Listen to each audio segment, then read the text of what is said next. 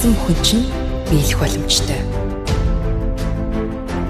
Гэхдээ хүсэл бүхнийхээ араас хөөцөлдөх тухай биш.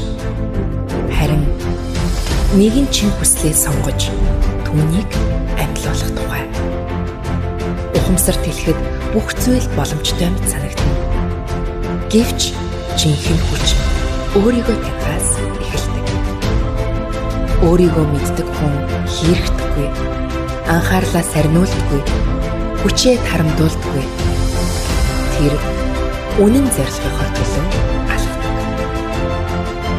Энэ бол дотоод сэтгэл, ухамсарын аялал, чин зоригтны аялал. Хязгааргүй чадамжааны арга хэмжээ 5 дугаар сарын 30-нд уулзцаая.